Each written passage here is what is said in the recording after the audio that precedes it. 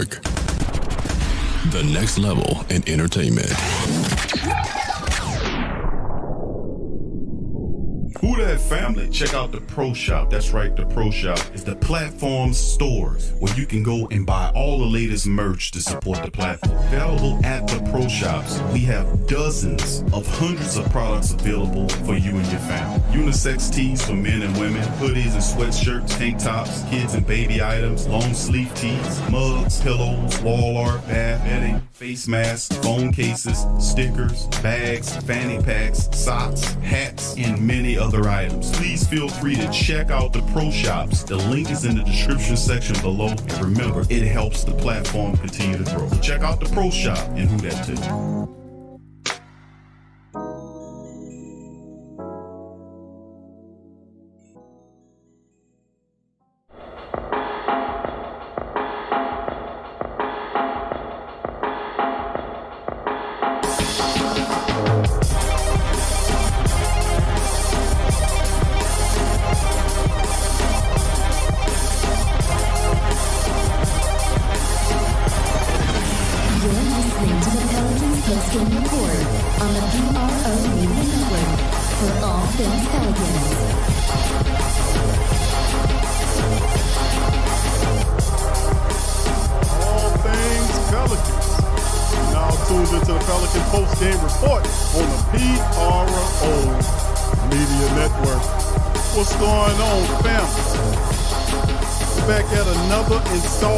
Another edition of the Pelican post-game report on the PRO Media Network. That must mean it's another fantastic Friday. Another great week has passed us. And what a week has it been as the Pelicans have named a coach. I was like looking at it like 2 days before it occurred.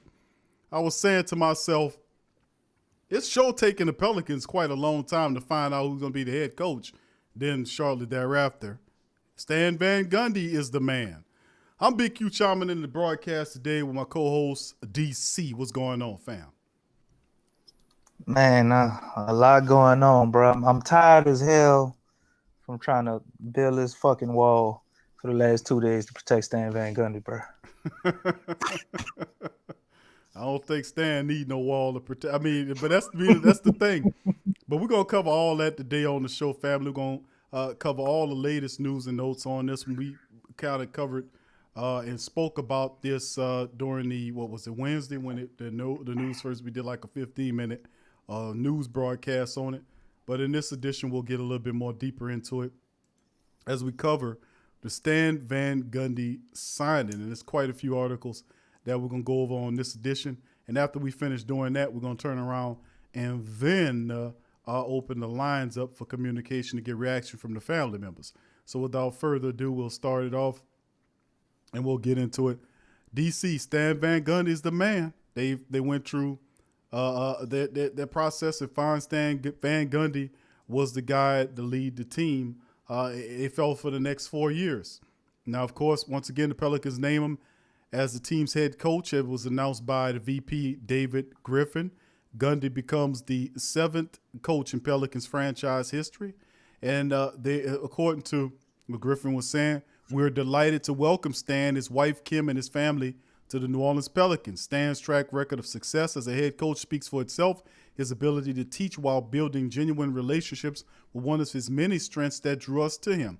We feel like we're hiring one of the most accomplished leaders and authentic human beings in the NBA. That's a lot to say. I'm honored and excited to coach. It just seemed like he building them up, man. Come on, man. That's a bit much. Well, you called it, brother, on your 15-minute show when you talked about all the what you called it, the soften up news, all these great articles on how good Stan Van Gundy. You seen that too, DC? Remember we kept seeing that, incrementally soften us up for him, bro. And right. And this is more of a spiel, but this is coming from a statement released by the New Orleans Pelicans via their website, NewOrleansPelicans.com. Is that they're saying I'm honored. This is Van Gundy saying now, and excited to coach this talented group of players in New Orleans. This opportunity was one that I was really attracted to, due in large part to Griffin's record of putting together highly competitive, talented teams in a great family atmosphere. When I got into the interview process and I had a chance to meet with Ms. Benson, Dave Lucia, Griff Langdon, Swim Cash, and the Pelicans front office, it became clear how committed and invested they are to winning. His wife says she wanted to thank Mrs. Benson, along with Griff, Trajan, Swim, and the front office for welcoming their family and entrusting him to lead the team. We look forward to working with this great organization and get involved in the New Orleans community. Now, Van Gundy joins New Orleans after spending last season as a game analyst with TNT and a studio analyst for the NBA TV, and the previous season as an analyst for ESPN. Now, prior to his television stint, Van Gundy served as a head coach of basketball operations for the Pistons from 2014 to 2018, amassing a record of 152 and 176 and leading the franchise to their first playoff berth in 2016 after a 6-year drop. And, of course, this is what Gail Benson said. It's a pleasure to welcome Stan and his family to New Orleans. Stan's basketball acumen and record of accomplishment are a tremendous fit for the team right now. We look forward to Stan bringing a level of sustained success for our Pelicans on the court. I also want to commend Griffin, Langdon, Cash, and the entire front office for the time and effort put into the comprehensive head coaching search. Comprehensive, they say, huh? Van Gundy's career's record, regular season record, he's 523 and 384. That's 58% winning complete percentage. With Miami from 03 to 06, Orlando from 07 to 2012, and Detroit in a career playoff record of 48 and 43, which is about good for 53%, qualifying the postseason 8 of 12 seasons.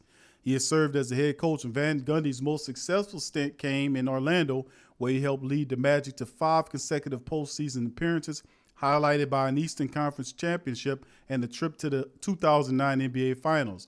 During his tenure with the Magic, he compiled a 259 and 135 mark, and Van Gundy was selected as head coach of the Eastern Conference in the NBA All-Star Game. And from 2007 to 2011, Van Gundy Magic's team finished in the top 5 each season in plus minus and top 10 each season in three-point shooting, offensive rating, and defensive rating. He began his career in Miami, where he led the Heat to a record of a 112 and 73 over 3 seasons and was named the head coach of the Eastern Conference. And I can go on and on. He's a graduate of SUNY Brockport, and that's in New York, and where he played basketball, believe it or not. Van Gundy began his career in college ranks and served as a head coach at Davidson III Castleton College from New York from 83 to 86, then Division II University of Massachusetts Lowell, 88 to 92 the University of Wisconsin, on and on and on and on. And he, during his 8 year as a collegiate head coach, he compiled a record of 135 and 92. So wherever Stan Van Gundy's went, he's won. So that's one thing Stan Van Gundy is he's a winner. Cannot call him a loser like Elvin Gentry. DC, no. Before I play a little a podcast that gave Van Gundy's thought on the Pelicans team last year, what are your thought process on the Pelicans hire of Stan the Man Van Gundy?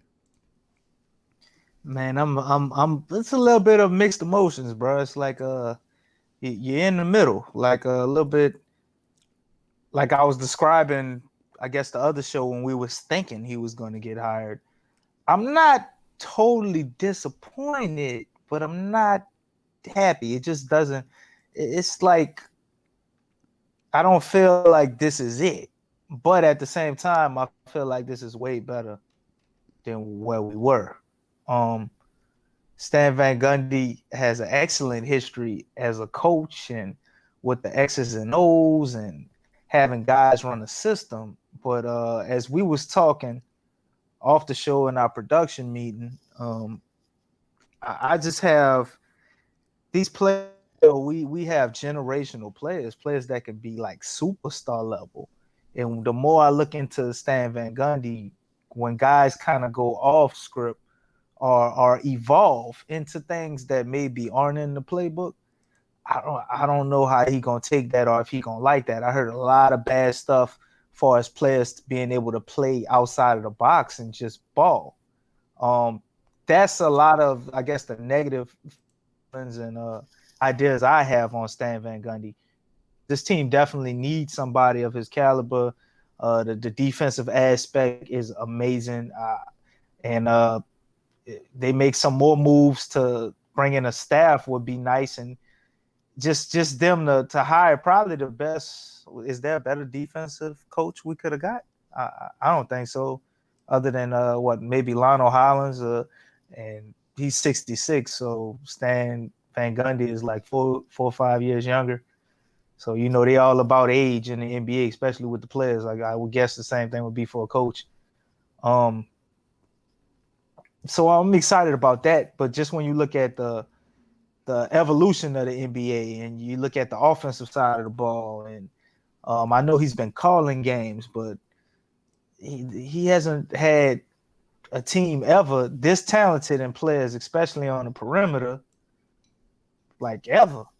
So how is all this gonna work? And that's the perplexing thing I think about, as well as the type of relationship he'll have with a lot of players. I heard a lot of talks on him and relationships, like players can't tell him anything intimate or private. He's a blabbermouth. He's a guy who'll go and spill the beans. Like, what's your saying, Big? Don't burn the beans. He look like he not only does he look like I'm not gonna say it.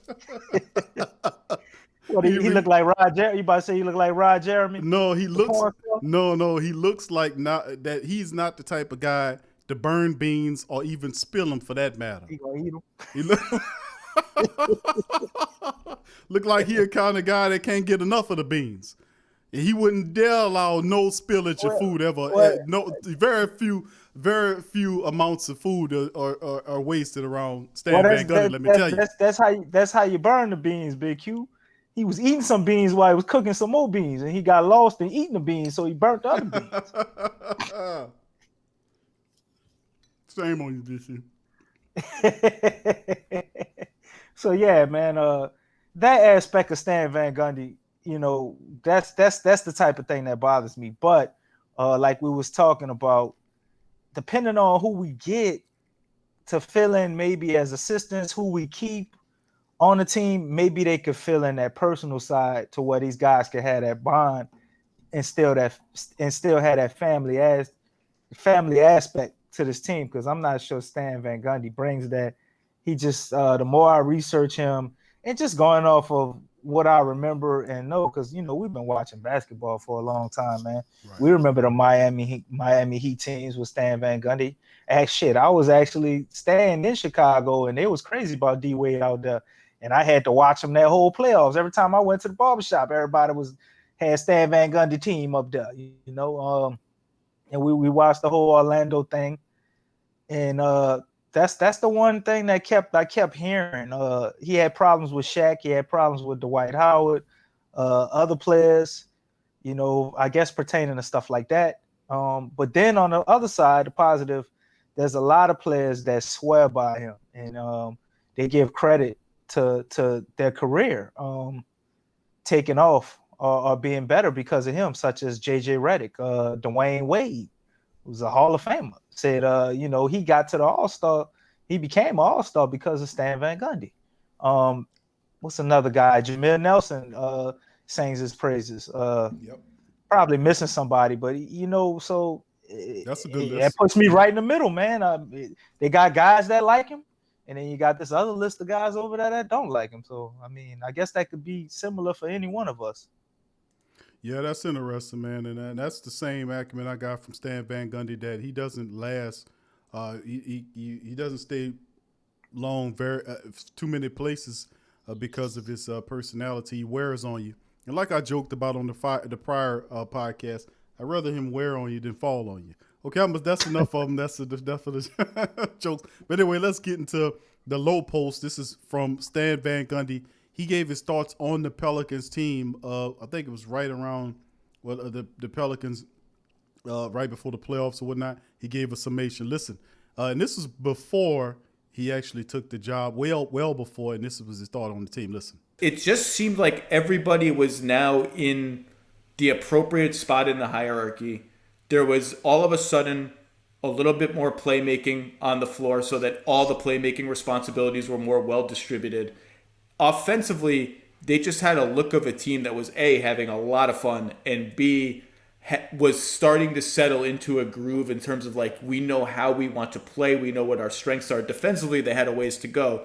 Coach, what strikes you about the Zion version of the Pelicans? Well, Zion in particular, I mean, you hit on all the things that you can do with him, and I think you hit on the intangible part of it. I think just like we talked with John Morant, um, Zion there's a different level of confidence with the Pelicans team. I mean, I think their players believe that they're a playoff team, and even that they can make some noise in the playoffs when they have him and all of their guys.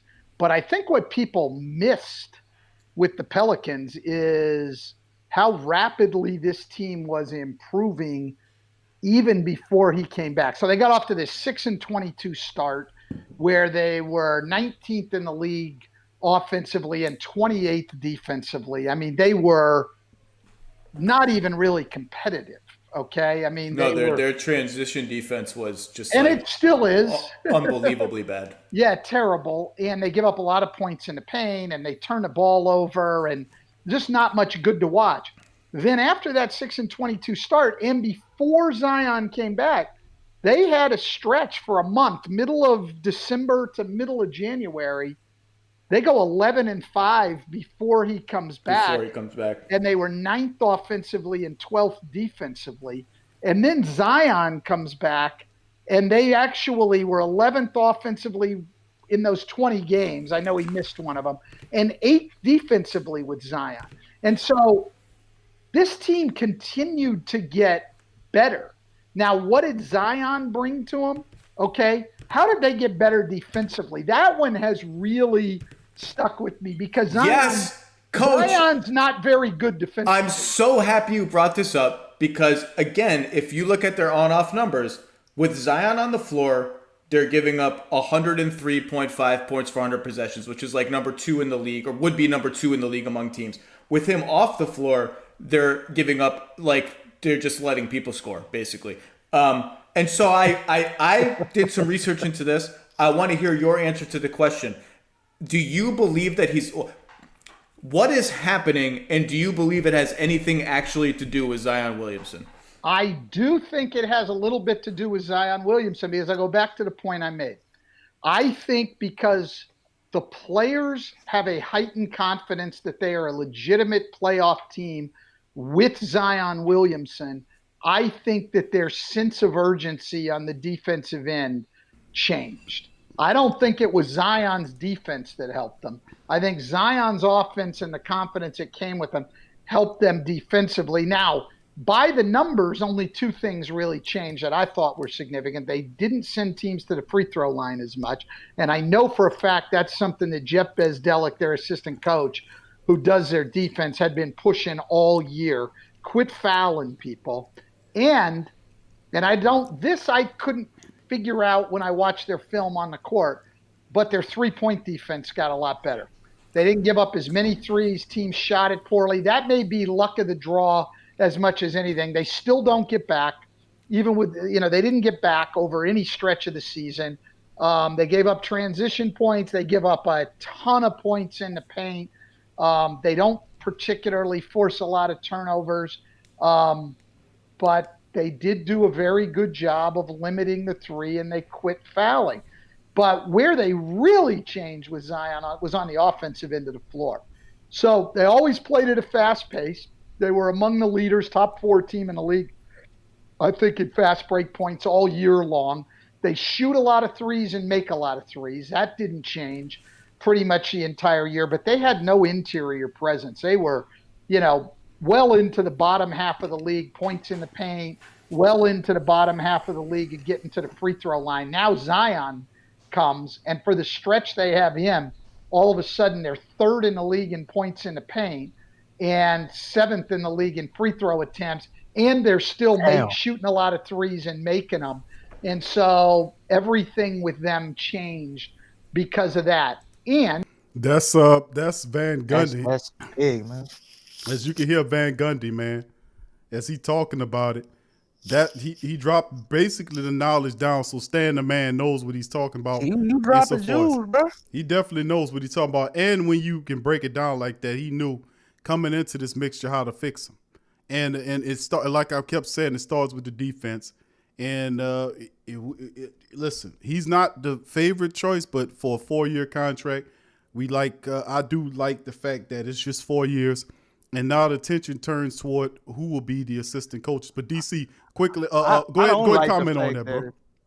I don't like the fact that it's 4 years, man. I wish it'd have been a little shorter. I know 1 year ain't the biggest difference, but I'm looking at Zion and his contract only has, I think, like a 4-year deal. So it's like it's pretty much all or nothing with this. Let me add this to this too, bro, because I was looking up some stuff and I researched it. I had several articles covering this topic. The fact that they knew about the Zion Williamson, the move was made because really and truly they should have fired Elvin Gentry when they first got on the team and established it then.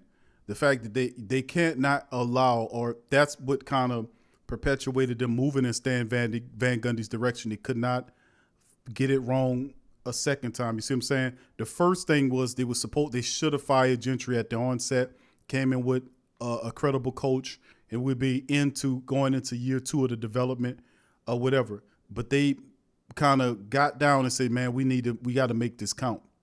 So they get Stan Van Gundy, gets a 4-year deal. And that's definitely, like you said, that's going to be in league with Zion Williamson. But they have the mentality we must win now. And add that. That's all I went through it. Go ahead, DC. Yeah, and I mean that's kind of where I was headed, man. I mean, that's an excellent point, and this is what they needed last year. Like, yes, we would have made the playoffs with a Stan Van Gundy last year, and this year we would be working on going in there to kill something. We wouldn't be looking to just make it. It's a young team, a lot of young guys. They obviously need a guy who's disciplined, who can give them some structure, who can help them on being a professional. All the players that like Stan Van Gundy, that's exactly what he does. Outside of the X's and O's. So they definitely should have made this move first. And a coach like Alvin Gentry is the type of coach you get to get you over the hump. Like when guys have been being too serious, too uptight, they need to be more creative, to be more loose. You get a player's coach. You know what I'm saying? That's usually how it works when you look at a lot of successful teams, man, that have won championships, other than the teams who have, a generational coach like a Greg Popovich or something like that. A lot of these other teams, they went through this type of hard-nosed, straight X's and O's, defense first, disciplinary coach. You could watch that even with LeBron James. He had Mike Brown, and they go through that, and then they go into a coach that can maybe relate more to players and help them evolve their game to the next level, to where they're not thinking the game no more. They're actually feeling it and just going off the instinct, because they've laid the foundation or build up the subconscious mind with all the steps and processes you need to know as a basketball player. Like, you've learned everything there is to learn from the basics. Everything else is now about you combining what you already know in the basics by not thinking and letting your instincts take over with all the athleticism and God-given talent you have, and mending them together. So they're going in a direction we want them to go with Stan Van Gundy.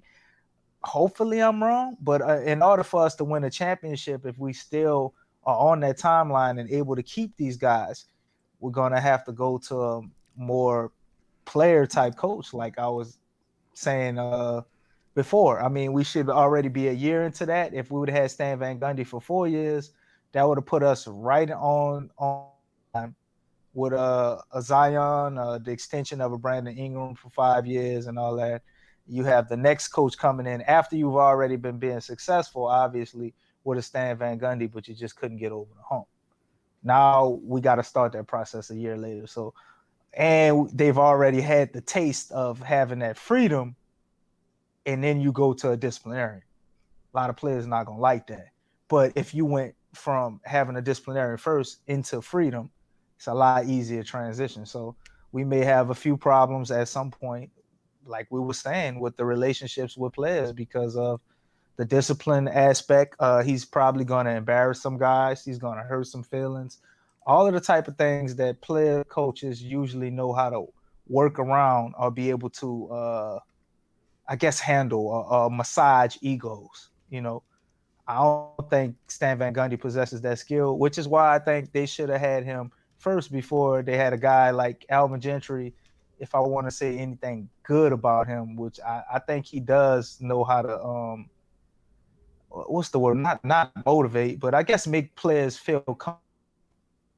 I think Alvin Gentry does that, and that's usually the mindset of a player's coach. So Yeah, it was interesting because of the questions asking, was Van Gundy the right hire for the team? Of course, when we came into the offseason, we know that the Pelicans, when they got rid of Alvin Gentry, we were looking at getting a coach that can build, that can grow with the team.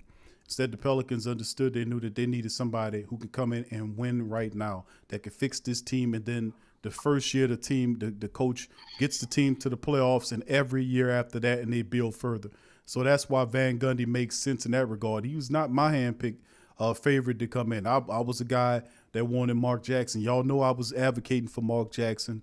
And then even Will Weaver, who I still think has an opportunity to become a head assistant coach with this team. Right. But the thing is, they wanted somebody that can come in and fix the Pelicans basically overnight and be able to move this team into the playoffs his first year and then the rest of the remaining years.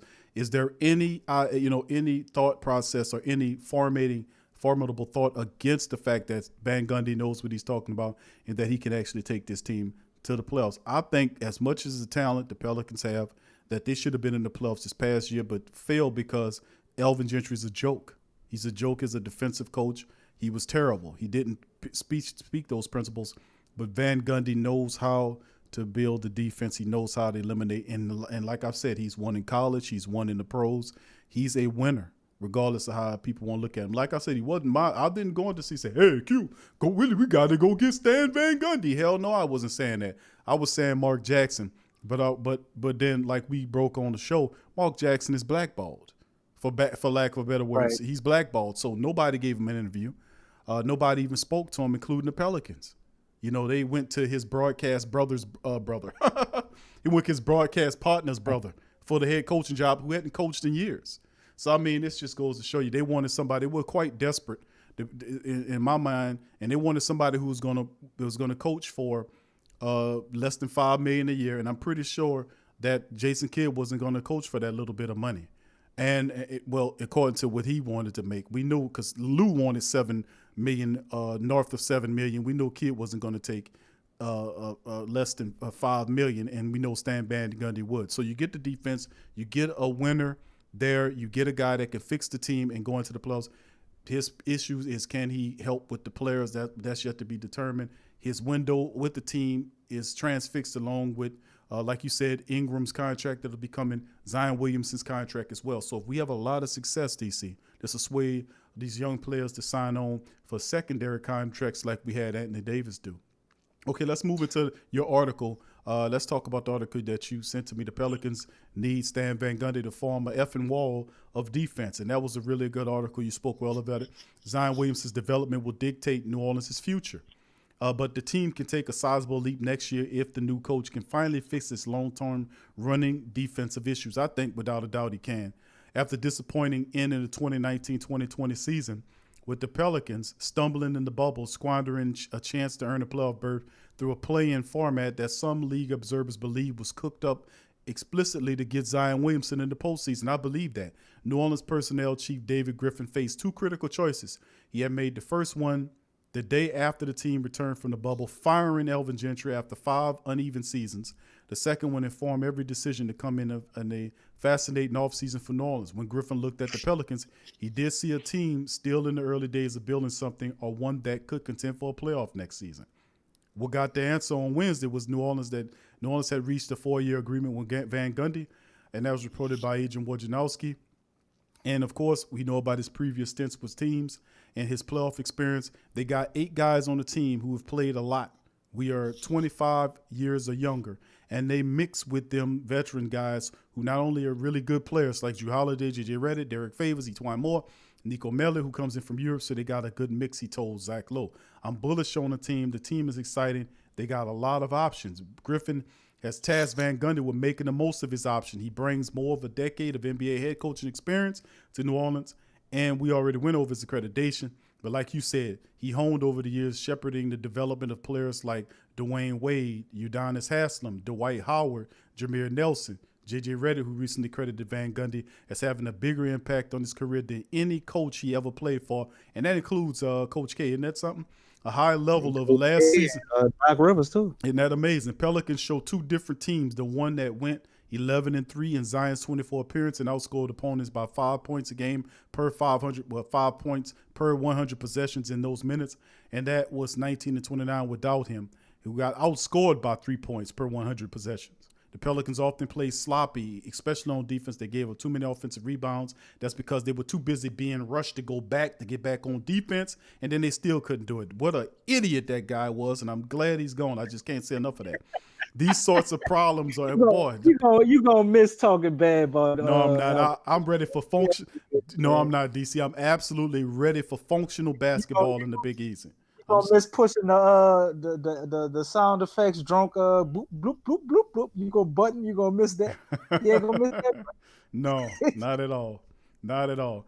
And then of course that's what the argument the article said. Van Gundy demands that urgency and attention to details from his players. Everywhere he's been, the insistence has resulted in improvement. He has spent 11 full seasons as an NBA coach. His teams rank in the top 10 in turnover percentage, meaning the lowest share of possessions on which they cough it up 6 times in the league average or better 8 times. They've been among the 10 best teams in keeping their opponents out of transition 10 times in those 11 seasons. And in the limiting number of points possessions on those chances, they rank in the top 10 opponents. Free throw rate 7 times, and in the top half, 10 out of the 11. They finished top 10 in both defensive rebounding rate and second chance points allowed in 10 out of the last 11 too. So that's all issues, DC. That's that everything we suffered from that Van Gundy represents. Please comment on this. Right. Most definitely. That's good stuff, man. I mean, if you can fix those problems and we can still have a top 5, top 8 offense, man, you on to something, man. I mean, how do you stop the Pelicans? If the Pelicans, like we've harped all last year, oh my God, we sounded like a broken record, Q. When I go back and listen to some of the shows, discipline. You know what I'm saying?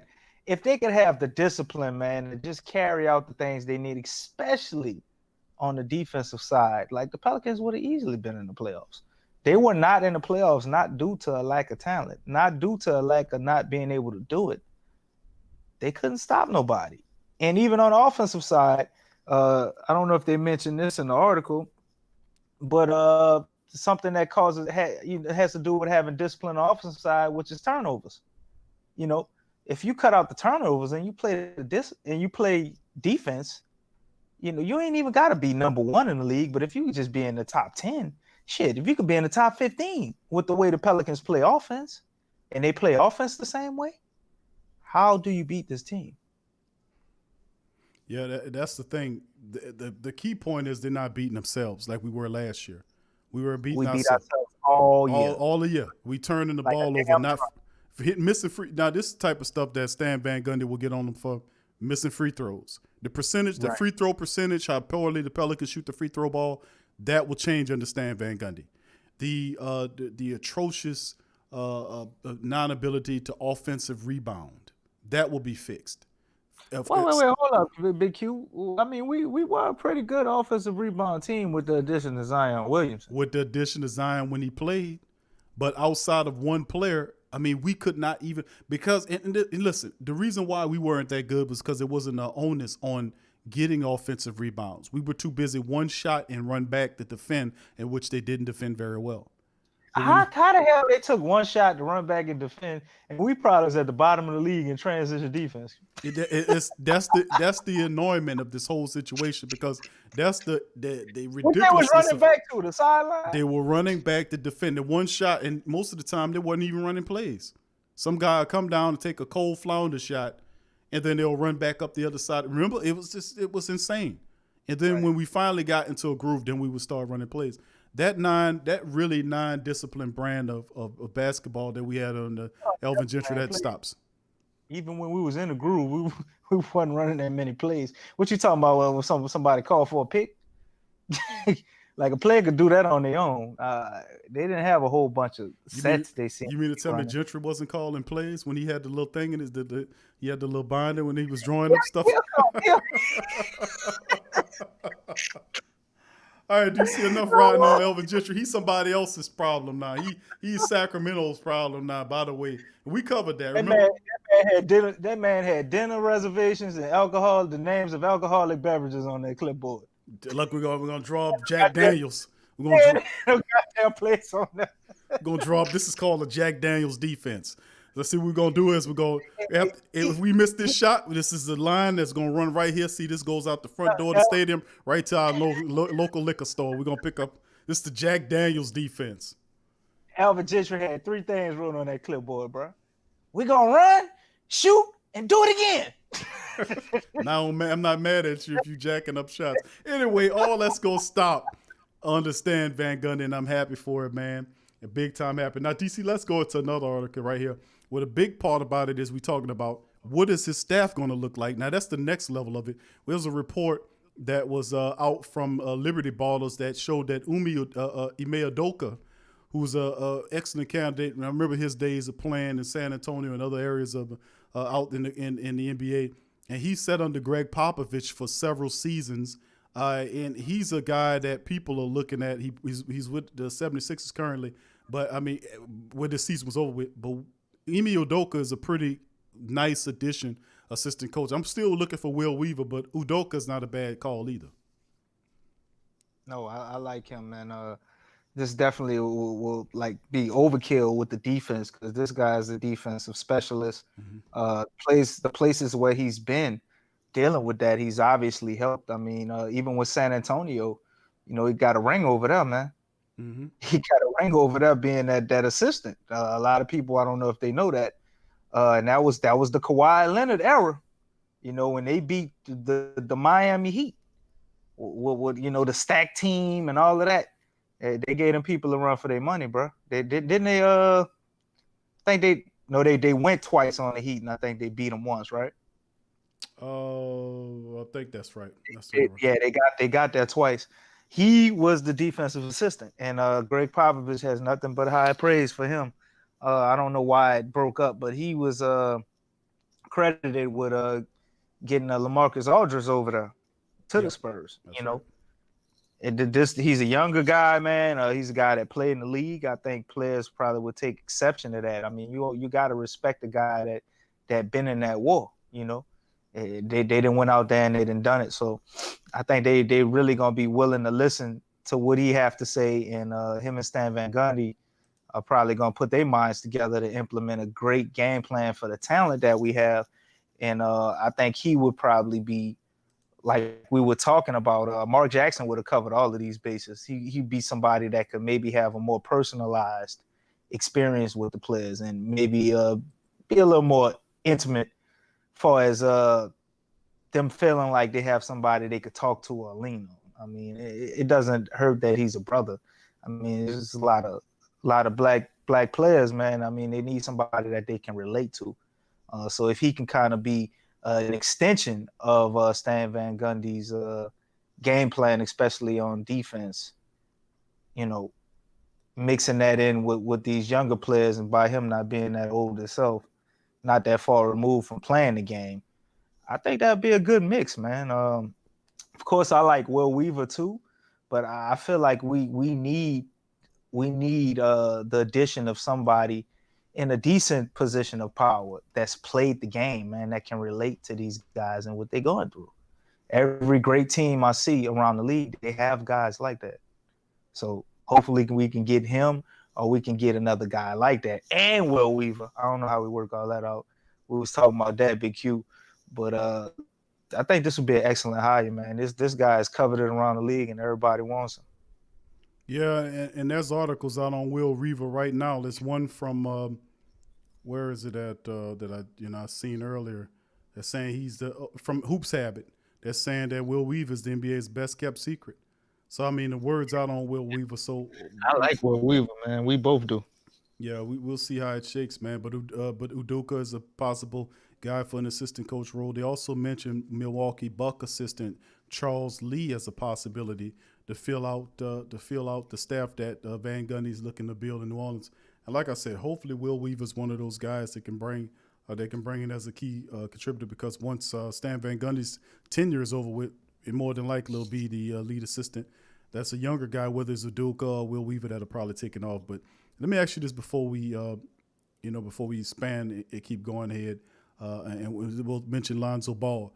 What's the, does this to you? This doesn't feel like the signing of Stan Van Gundy doesn't seem like a Trajan Langdon. That's not Langdon's call to me. That seems like a David Griffin move to get Stan Van Gundy, to go after Stan Van Gundy.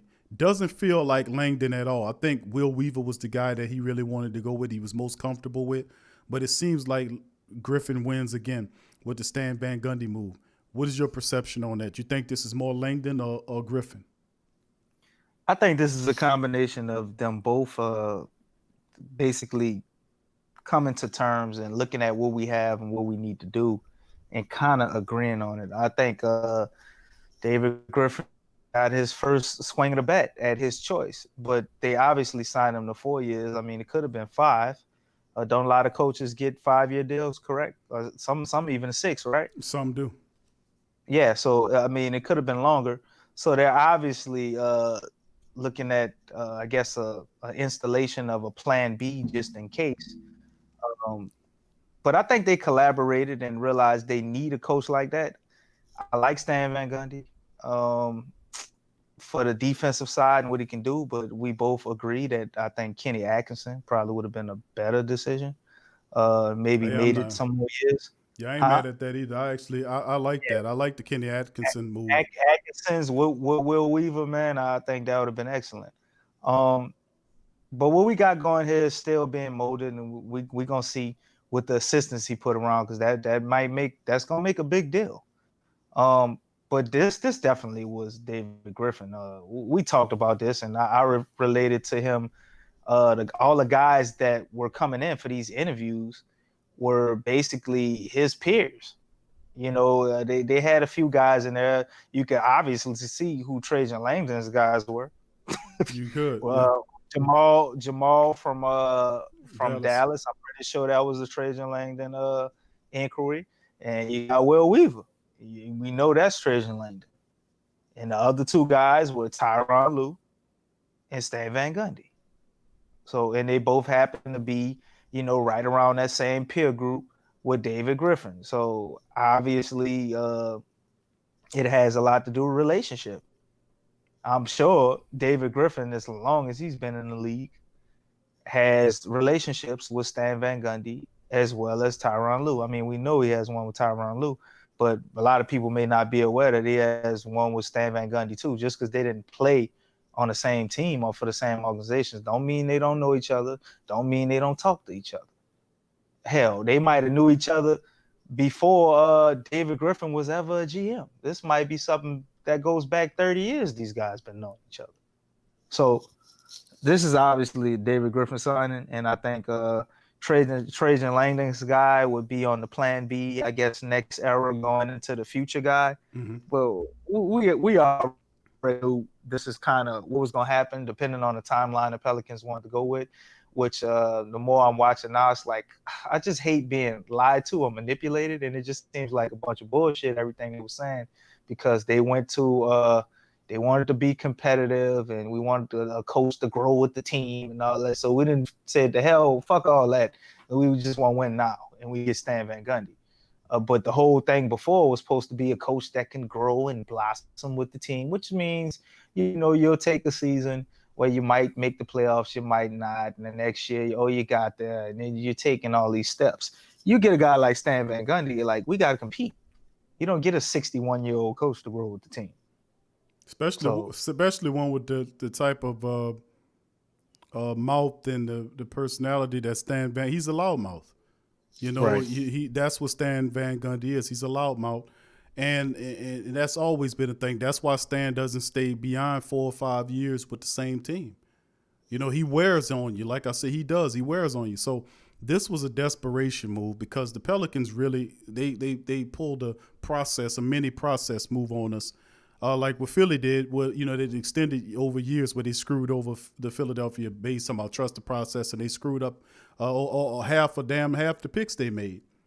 So, I mean, but this time around, the Pelicans were going to do an extensive coaching search, which only included why they did all that, Q? It's to hire Stan Van Gundy. You could have hired Stan Van Gundy ass last year. Do this extensive coaching search. You had this man resume before you became the damn GM. Like, what we doing this exclusive? I would think an extensive search would mean that you're going to go in a direction where we see a lot of teams going in the NBA that happens to be kind of successful if you get the right guy and get a younger coach. Why else would you need an extensive search if you're going to get an old-ass coach that's been in the league for 20 years? What evaluate? You got 20 years. That's why I said to hit you with that Philadelphia 76ers move in a minute style. But anyway, we're going to talk more about it when we mention Lonzo Ball. There's word around the rumor mills about Lonzo Ball and what it'll look like with Stan Van Gundy. We'll talk about all that, plus take calls on the side of the break.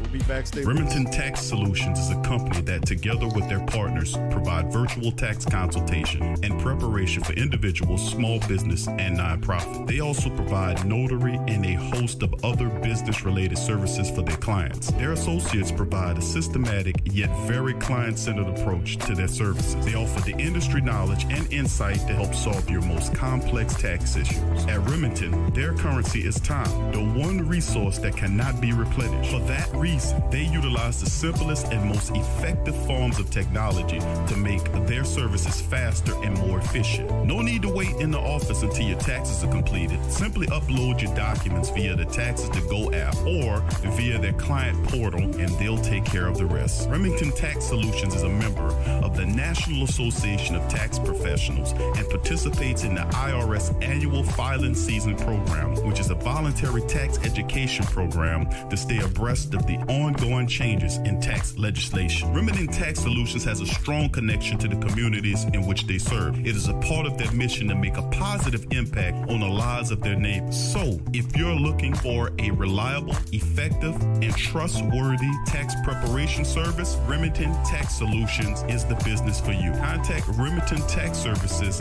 at their number 682-307-4410 or simply go to remingtontax.com. That's remingtontax.com. Remington Tax Service, virtual tax preparation for the individual and small business. Get straight sports talk from the Sports Coma with Big Q and the guys. HomeBistro.com. Freshly prepared, home delivered, restaurant quality gourmet meals delivered straight to your home. Choose from over 50 plus gourmet meal options cooked by world-class chefs and delivered frozen, ready to eat within minutes and no commit. Welcome to the One Shop Gourmet Food Delivery, specializing in affordable options to eat right and feel great. 100% satisfaction guaranteed. Every ingredient is handpicked to the highest standard. And why you should buy from HomeBistro.com? Restaurant quality, made with natural ingredients, delivered right to your door. Overnight shopping is available. Diabetic, paleo, heart health, and vegetarian options to eat. Doing business since 1999. Courteous, knowledgeable, and professional support. Complete PCI compliant SSL security ordering, and great meals. Choose from some of my favorite dishes: the Mediterranean chicken with orange honey sauce, the charbroiled chicken romesco, or the grilled chicken breast with sweet and spicy vegetables. No matter what you choose, you can't lose with HomeBistro.com. Eat great, feel good, and save some money with HomeBistro.com. Hit the link in the description section below for more information. Are you a boxing fan? Check out Ring Kings Boxing only on the PRO Media Network. Live clean, eat cleaner. The only natural and patented produce wash. Eat Cleaner is a tasteless, odorless, and lab-tested line of food wash and wipes that is up to 99.9% more effective than water in cleaning wax. The only natural, patented produce wash in a 14-day study. Applying Eat Cleaner all-natural fruit vegetable wash to a variety of fruit and 100 pure guaranteed vegetables also prolong shelf life up to 5 times longer through a natural blend of fruit acids and antioxidants. This can help save your family on average of over $500 per year, reducing waste and making it easy to get your half plate of fruit and vegetables each day. Eat Cleaner offers a wide variety of solutions for food safety and shelf life extension for consumers, retailers, food service, and operators. USDA bio-based, OMRI listed for use on organic produce, non-GMO, vegan, gluten-free, made in the USA, lab-proven, and patented. So if you want cleaner fruits and veggies, try Eat Cleaner. Check the link in the description section below. Are you a Pelicans fan? Check out the Pelican postgame report on the PRO Media Network.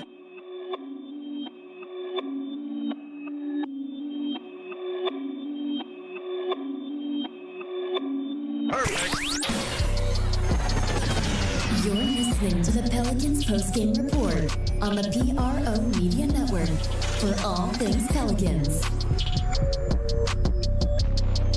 For all things Pelicans, you're now tuned into the Pelican postgame report on the PRO Media Network. Man, we just on the second side of this thing, man. This show's named Pels. Ink Stan Van Gundy and More Plus Reaction. We did a short show on Wednesday when the Pels inked SVJ to a deal. And this time for reaction, man, we're gonna chime in. Big ups to all the family members in the live stream that's listening to the show. Big ups to everybody. GM Kev, Jasper Bauder, Pelicans Nola, Venom Rage. Good to see all the family members chiming in this one. Jay Survivor, what up, fam? Good to see you in the chat. Devin C, big ups to you as well, fam. And all the rest of the family members, I won't leave nobody out there. Each one teach one. What's up, homie? Good to see you here. Supreme Josh, what up, fam? Debo the guard in the building as well. And DJ, big ups to all the family members on this episode. On this side, man, we talked about a few things dealing with Stan Van, man, and the rest of the stuff. But the issue is, and I agree with a lot of family members, they don't necessarily like the hiring of Stan Van Gundy, but they're grudgingly accepting it. The Pelicans really, like right before the break, family, we talked about the fact that the Pelicans, man, and DC, you know this as well as most, bro, that the Pelicans did not do an extensive search for a head coach. They didn't. How does an extensive search for coach end up with 4 or 5 coaches and 2 or so of them don't even have head coaching experience? Oh, that's really extensive. But we've pinpointed, and remember, we've talked about it, and we've pinpointed David Griffin as a liar. We've already covered that. We talked about him. They said that they wanted a coach that can grow with the team, a young coach that can grow along with the team. And what did they go do? They went and got a guy that was 2 years younger than Elvin Gentry. So, I mean, you got this guy here, and even though I'm not mad at the hiring, listen, I wanted a better hire. And if you were going to hire somebody, I really would have liked to see Kenny Atkinson here. I think Kenny Atkinson would have really worked and done the job that a Stan Van Gundy would have done without having all of the stomach and all of the chins and all the extra stuff that come with the loud mouth and all that stuff. But the reality is this, man. I'm stuck with the move now. It's 4 years in. He is a winner. The reality, he is a winning guy. He's won the majority of the time. Everywhere he's went, he has a winning formula. He wins in the playoffs. And can Stan Van Gundy take you to a championship? I don't know about that, but I know he can get you to the playoffs. That's one thing we know, and we want to get to the playoffs because we had a pathetic coach. And listen, Elvin Gentry set the floor. He didn't set any floor. It was a nonstop pit falling all the way down through the abyss. That's pretty much what that was. Remind me of that Michael Jordan comment, brother. The ceiling is the floor. That's funny. That was Elvin Gentry, bro. He went to the floor, and that's what we expected. And we hung on to that for 4 seasons, and we had that one season where he was successful. And really, that was Coach Rondo. We all know. We talked about that the last show. You're right, DC, because really that was Rondo. Rondo was waving off his substitutions. If you pay attention, man, we were saying all of this. Elvis Gentry will call Rajon Rondo to come into the game. Rondo would wave his substitution off and say, nah, let him go, coach. They playing. What kind of coach is that? So, like I'm saying, this guy was here way too long. Stan Van Gundy was a desperation signing because they couldn't get the second hiring wrong because they attached their little red wagon to Elvin Gentry, and it was a massive failure in the first year. So they couldn't afford to get it wrong on the second go around. I don't feel like it was much as a desperation hiring as it is. DC getting a coach that hadn't coached in years. Wait. Hold up, Big Q.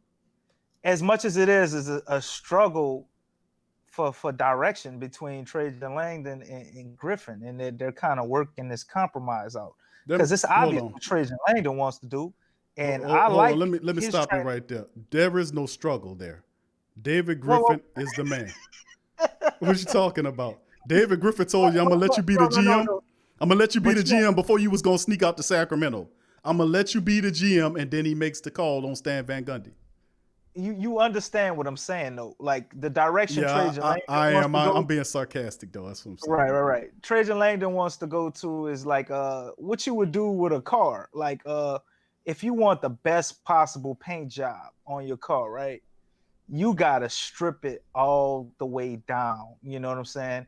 You strip all the color off. You're gonna prime it all the way down, and you're gonna take great care in doing that. Make sure you strip everything clean before you fill in the holes where stuff is messed up, and then you paint that car. Put 2 or 3 coats of the beautiful paint on there and the clear coat and all that. Now you got your finish, and you're on the championship. David Griffin, he won't go to Mako's and just spray it the same color, and then you go get you a detail guy and be like, look, all right, I want you to buff out all the imperfections. I want you to water sand it, buff out all the imperfections, and make it look like a new paint job. That's David Griffin. So it's obviously a struggle on directions on how they want to go about it is what I'm saying. Not that I guess maybe it was the wrong word to struggle for power, because you're right. David Griffin is clearly the man. He gonna double talk Trajan Langdon. I'm sure Trajan Langdon trying to figure out what the hell happened. Well, we were supposed to be the coach. How the hell did I get here? David Griffin been doing that to everybody. He been doing that to us. We was gonna go through this amazing search. The coach is gonna have to grow with the team and all of this. And like you said, and I said, Big Q, we got a 61-year-old coach. Shit, I hope he don't get a heart attack. It ain't gonna be no more growing. Like, yeah, we gotta keep. And I joked about it.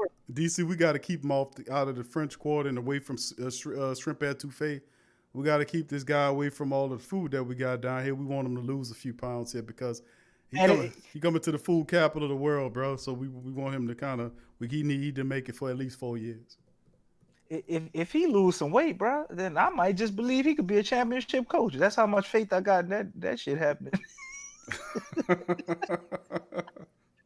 Well, anyway, if that man dropped 20 pounds, bro, I'm telling y'all, Zion ain't gonna never have weight problems again. Well, and we going to the championship. If he said one thing he can do is say, "Listen, Zion," to kind of to get cool with Zion and to build a bond, they can both work out together and say, "Look here," and say, "Listen here, bro. I'll tell you what we're gonna do. If I can lose 40 pounds, you can lose 40 pounds. The first person that lose 40 pounds, we're going to show some sports. That'll be the biggest bond that you can get between Stan Van Gundy. Have you seen Stan Van Gundy, man? That man ain't worried about losing no weight. But that's the way he can build a camaraderie with Zion. Zion need to shake some weight. And SVG, to be honest with you, he can stand and lose a few pounds himself. So, I mean, they could do that together. He can have a challenge. Listen, I'm 61 years old, but if I can shake off 40 pounds and beat you there first, such and such, that could be a way he can build with his young superstar. You're right. But, I mean, I just don't see it happening. As long as there's food to be ate, I don't see it happening, bro. SVG will be there, huh? If it's as long as... We're in the food capital of the world. Man, they going to mess up and take that man to Dragos, and it's over with. He going to have a whole speech with Zion. We going to work out and lose weight. They going to take him to Dragos, Q. That's going to be a wrap, bro. You're going to be seeing that damn crawfish. You going to see that crawfish bag get delivered all the goddamn time after that. It's over with. Goodness gracious, man. Big ups to the rest of the family members chiming in the live chat. Big ups to the fam.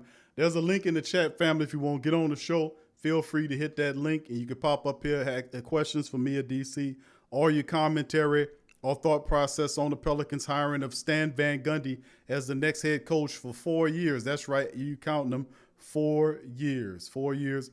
And like we reported before the break came in, that Van Gundy's looking at Ume Udoka, who's a former assistant coach under Greg Popovich. He went with Philadelphia.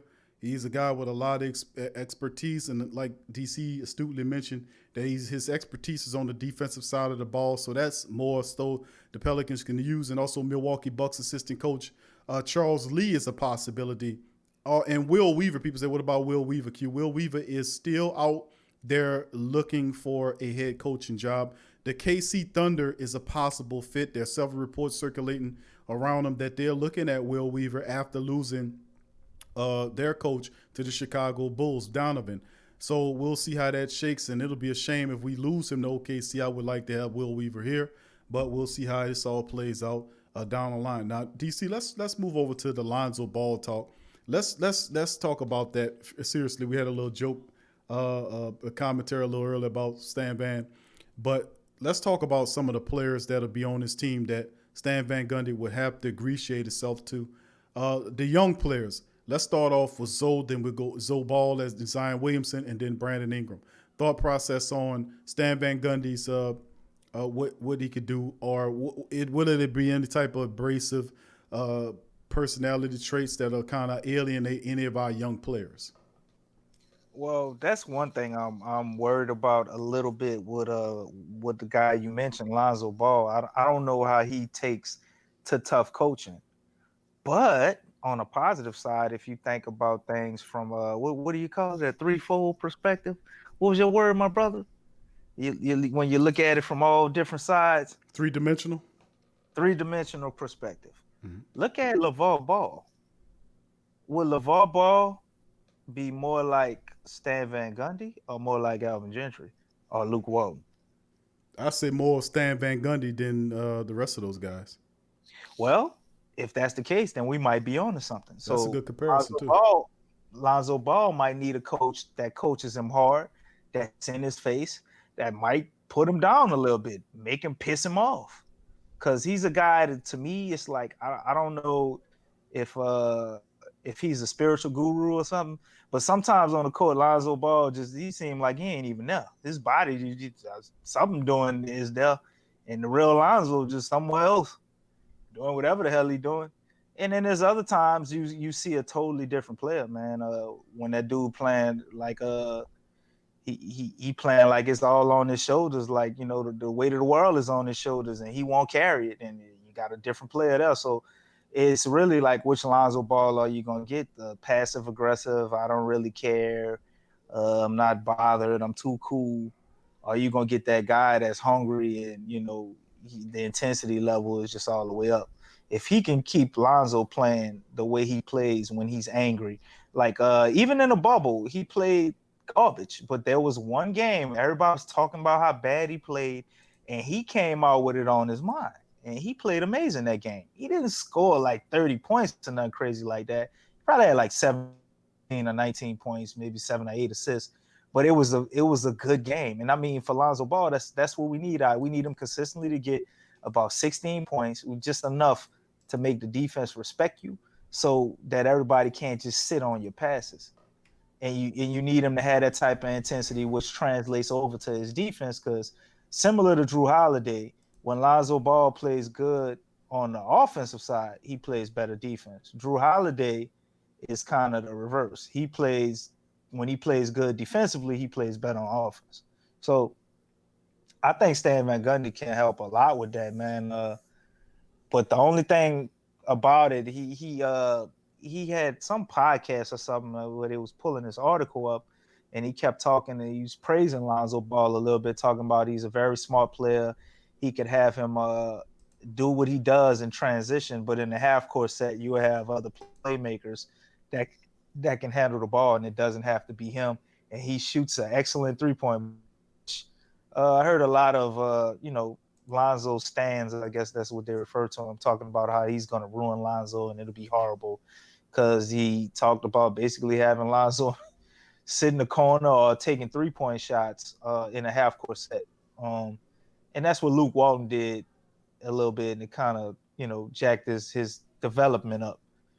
I'm not sure Stan Gundy would do that exactly the same way Luke Walton did, And I think the team would be a little bit better with him even initiating offenses in half-court sets.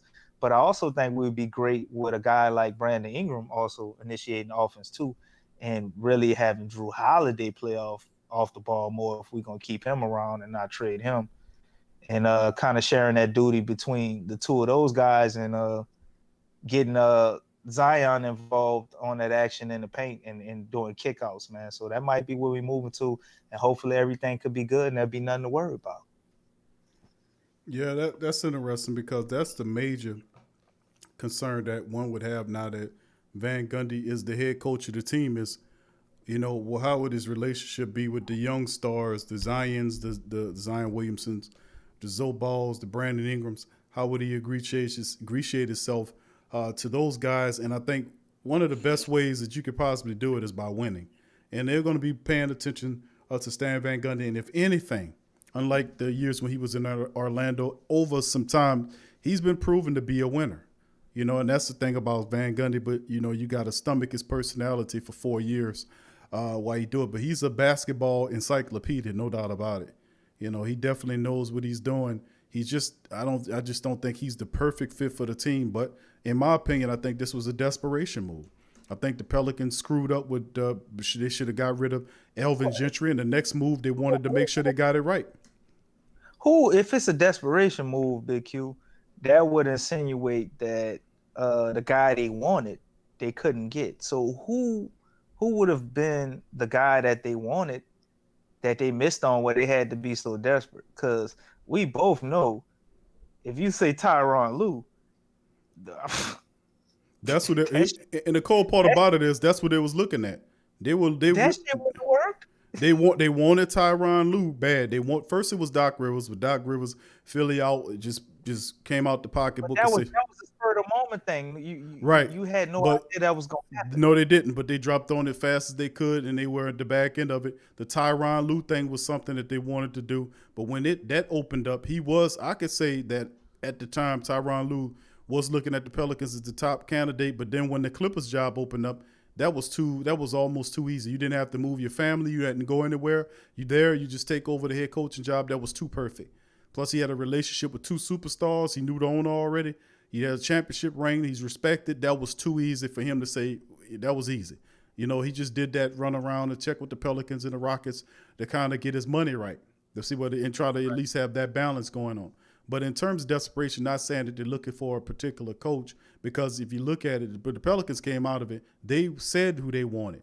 And if you use the analogy of who they said they wanted, that would have been a Jason Kidd type or a Tyronn Lue type. They wanted a young head coach.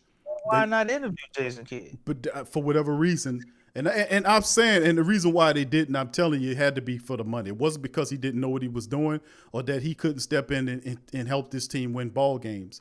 It was the money. Right. And I'm telling you that he would have not coached for $5 million or 5.5 or whatever it was. But he wasn't going to take that little bit of money to coach this team. He wanted it, just like Tyronn Lue, wanted north of $7 million, wanted $7 million and north. So with that being said, if you look at Lue, Jason Kidd would have commanded more money than Tyronn Lue. Whether he would or not, $7 million is right around the mark that those guys would have wanted. They would have not been your head coach for $5 million, is what I'm saying, DC. So you would have to find a coach that fit the parameters of wanting $5 million, 5.5 or whatever it is per year, and would have to have the heavy weight of taking his team to the playoffs in his first year, because they were denied that the first year because they screwed up by keeping Gentry here. So when I'm saying the desperation edge came to it is what they screwed up. They should have got rid of Gentry the first year they came, and that put them behind the 8 ball somewhat. Now they have $5.5 million. They're looking for a coach, and they have to find a young coach that can grow with the team. That's why they were looking at assistant coaches with no head coaching experience. I mean, you can go, if you really wanted to find a good coach that fit that parameter, to fit those parameters, you could have went and got a coach like Kenny Atkinson that can do it. But for whatever reason, they felt Kenny Atkinson wasn't the guy. Perhaps because Kenny Atkinson he has better fits for him in his mentality elsewhere. Houston is looking for him. You look at OKC; those guys are dole out that kind of money. Also talks to him being I think an assistant coach on a couple of teams as well. Yeah, you seen with Yeager, Dave Yeager ended up on the Philadelphia 76 squad as an assistant coach. So, I mean, they have quite a few of these guys. Like they got Dave Yeager with Doc Rivers. How about that? So that's a part of it. That's what I'm saying. So it was a certain desperation that they said, okay, well, listen, what we need to do is, because it don't fit their narrative of having a young coach that can grow with the team. The guy is, like I said, he's 2 years younger than the guy you just ran out the door. So you get this guy, and they want to get to the playoffs, and they need that sustained success, and that's what SVG brings them. He gives them a guy that will get the team to the playoffs every year after year, and he will get better. He will do better. You can't do worse than what Elvin Gentry did. The floor was so low that, you come in with this guy would almost seem like a savior to the team. But like I said, he wasn't the guy that I really initially wanted. I wanted Mark Jackson, but we revealed that Mark Jackson is blackballed. Couldn't get an interview. Nobody's giving him an interview. Who's the next guy in line you like, Q? I like Kenny Atkinson. They didn't interview Kenny Atkinson. For whatever reason, they didn't even look in his direction. Maybe they did. Maybe Trajan Langdon didn't want Kenny Atkinson. That could be a possibility, but he don't want to train it. That seemed like that would have made too much sense to at least interview him. But you don't. So that might have been input from Trajan Langdon saying not going that direction.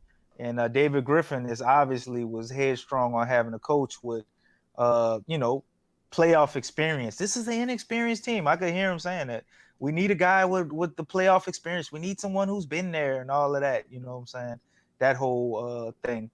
And I guess not having a lot of faith in a young coach. But I guess when you go from an alcoholic to a foodaholic, that is an improvement. Look at you.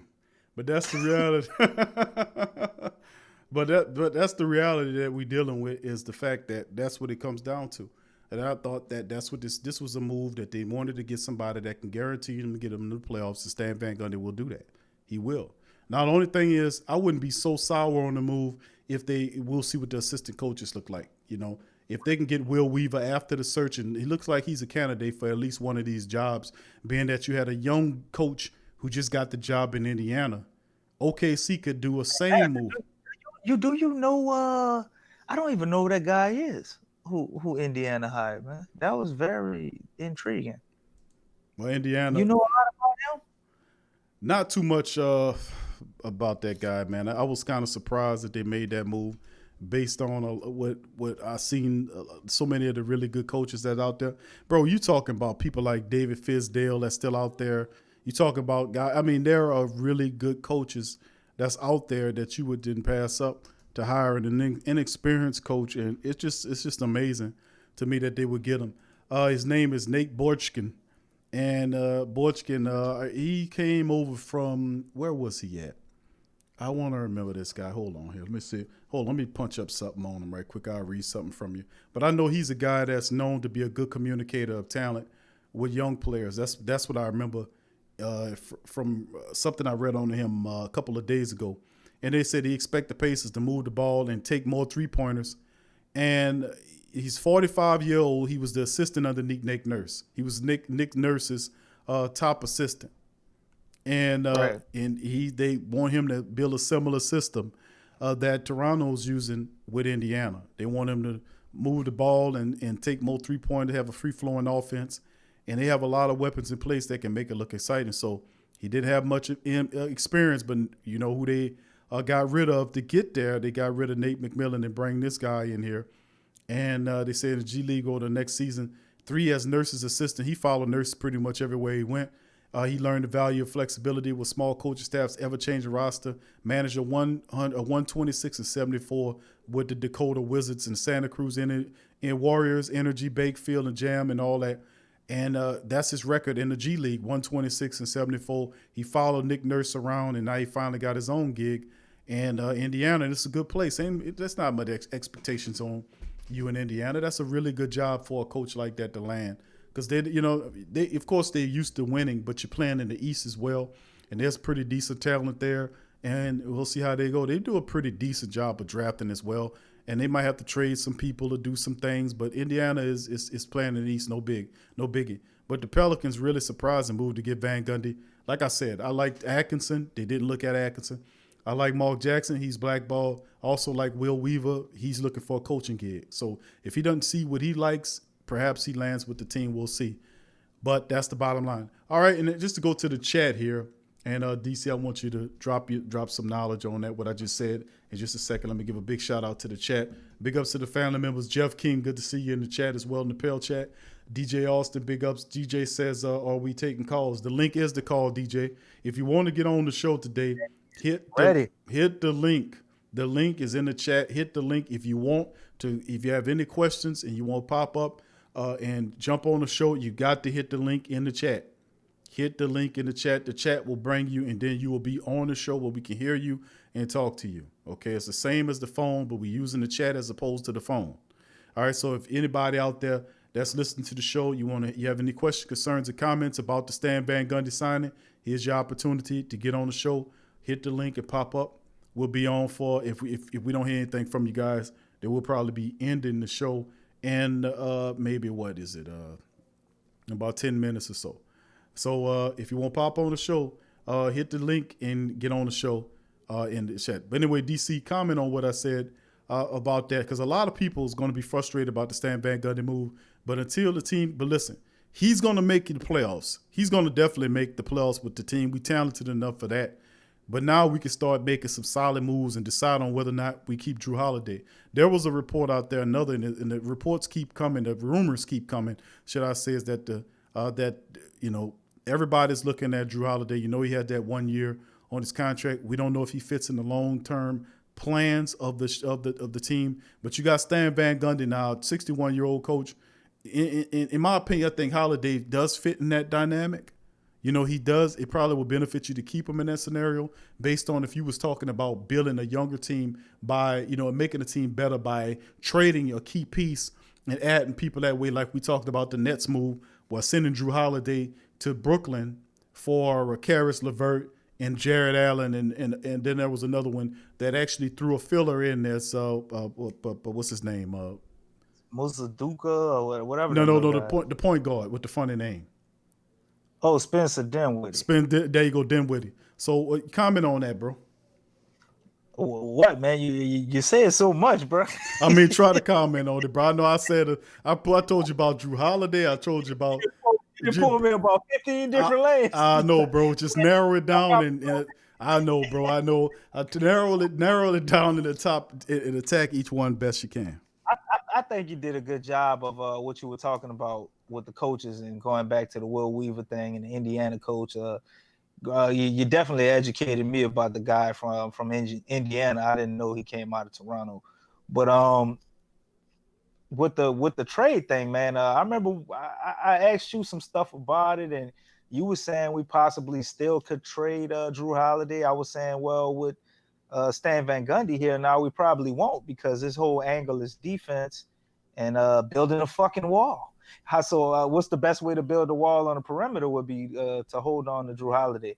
But I heard him gushing over Lonzo Ball and the defense he played, and he mentioned Drew Holiday's name as being a solid player along with some other veterans, but I ain't never heard Stan Gundy really go in depth on all the wonderful things that Drew Holiday does. Talked about Brandon Ingram, talked about Zion. Still ain't heard nothing about Drew Holiday.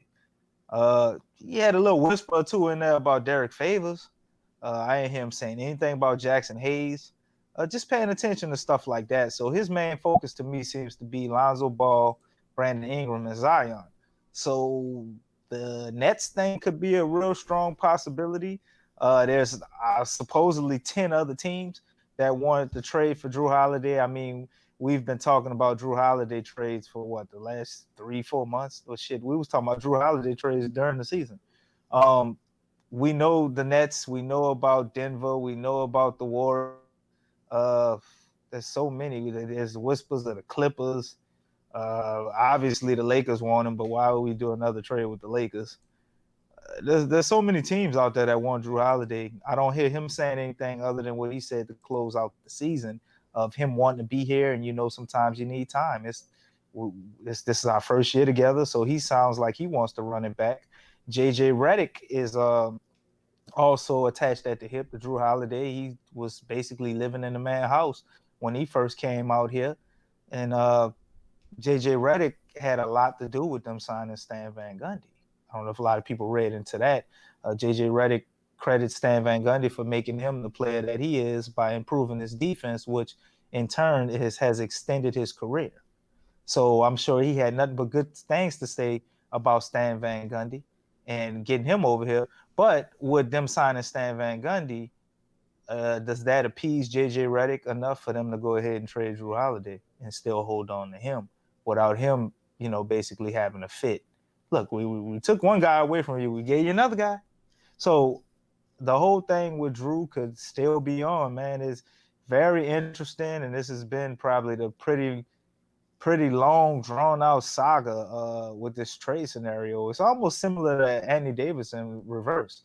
Anthony Davis comes out, says he wants to get traded, he wants to leave, and he wants to go to the Lakers the way he want to go. Drew Holiday says he wants to stay here, and then every other goddamn team in the NBA is saying they want him, and they're getting a trade for him. I mean, you ain't kidding, man. It was like 20-something trades involving 20 teams for possibly acquiring Drew Holiday, and it's utterly ridiculous. I heard horrible ones, though, man. They had some trades. I was like, what type of dope are these people smoking? Like, they had one for the Wizards that didn't involve Bradley Beal.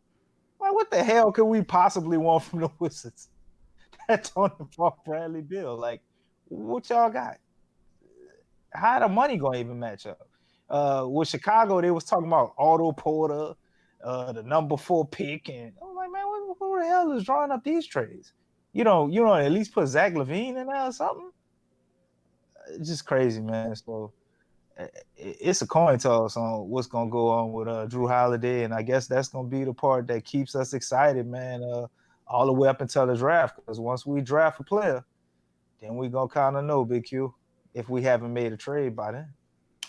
Yeah, we got to pay attention, man, and I think that's probably the best thing that we can do at this point is just watch what goes on. The next shoe to drop is we have to determine what the assistant coaches are looking like moving forward in the season. To be honest with you. Because that's a major part to this whole deal is what the assistant coaches look like for Stan Van Gundy. This could be an indication of what the future look like. And, of course, we know Stan is going to bring his own people. We had a rumor about it, Jameer Nelson, possibly DC, quickly before we leave. No. I was talking to you about a lot of people with the Lonzo Ball thing was talking about him messing them up. But Jameer Nelson, if you look at his career, he didn't do anything. He was drafted in 2004. By the time Stan Van Gundy got in there, he went from being on the bench to becoming an all-star. So I was just talking to you about that, going over what Stan Van Gundy could possibly do with Jameer Nelson. Okay, well, I appreciate that, but that'll do it for the show. I'd like to thank all those involved, man. Thank y'all for joining us on today's Pelican Post-Game Report on the PRO Media Network. I'd like to thank everybody for joining us, and we'll see you later on the Pelican Post-Game Report. Hit the like button, subscribe if you're not a fan, and we'll see you later. Peace.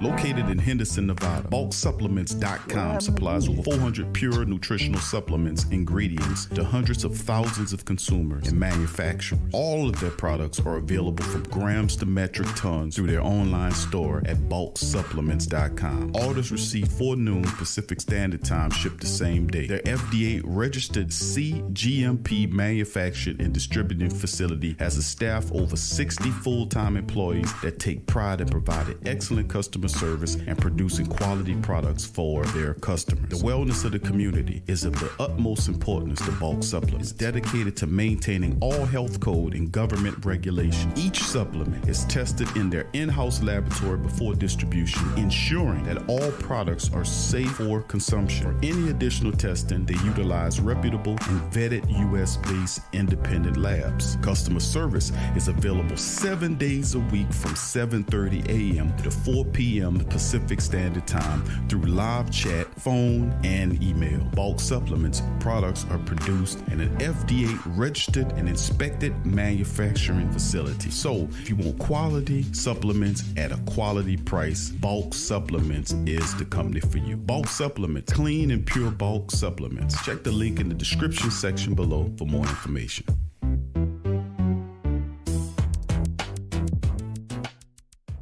Energy Muse is a leading conscious lifestyle brand offering empowering tools in the form of crystals and crystal jewelry to assist you on your spiritual journey. Their main and sole mission is to empower people and help them tap into their own personal magnificence. Each sacred piece is handmade with love and cleansed, energized, and programmed with intention to create a desired outcome. Healing crystals can help you realign and recalibrate your energy through their powerful vibrations. Healing crystals acts as a tool to raise your vibration and create lasting change across all areas of your life. They hold a transformational energy that empowers you on your journey no matter what your goal is. Are you ready to find love, a new career? Do you want to have a fulfilling, meaningful, purposeful life? When you are ready to release what does not serve you or enhance a particular area of your life, call upon the high frequencies of healing crystals to help you live the life of your dream. At Energy Muse, they have a massive supply of crystals, jewelries, energy tools, bath and body products to help you become the best you that you could possibly be. So if you're interested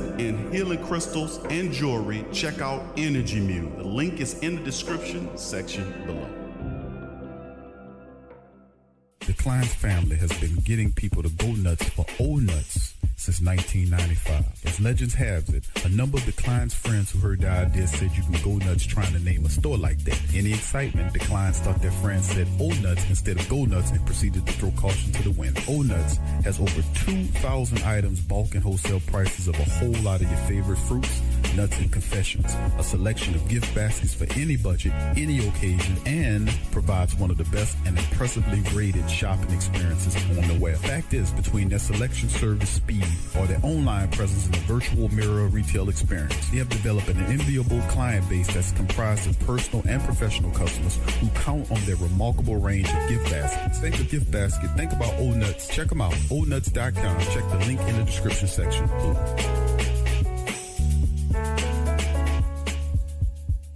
That to the Black and Gold family members in the building. Big ups to the family members for supporting the live stream. First and foremost, thank you for all that you've done. I'd like to give a special shout out to all the family members out there that have been responsible for the growth of helping the platform by sharing of the links, as well as many other positive things, shopping at the merch shops. But if you really want to take it to the next level, consider joining our Patreon. Patreon.com/the PRO Media Network. Patreon.com/the PRO Media Network, where you can join up and become a monthly contributor. We have several different options to become a Patreon member, from $1 going up. So it depends on your level of commitment, and we really appreciate what you guys are doing as you continue to see the growth and success at the PRO Media Network. If you want to ratchet up your support, please feel free to become a member at the patreon.com/the PRO Media Network, where you have access to locked content, the TSC Q&A live every Tuesday at 6 p.m. Over 20 shows are available right now, and also On Cue with Big Q, where we talk about those real topics and subjects. Are also over 10 shows of those are available. You can get access to locked content and plus visual respect on our scrolling banners from YouTube members to our Patreon champions. So please feel free to join now at patreon.com/the Pro Media Network. Thank you very much.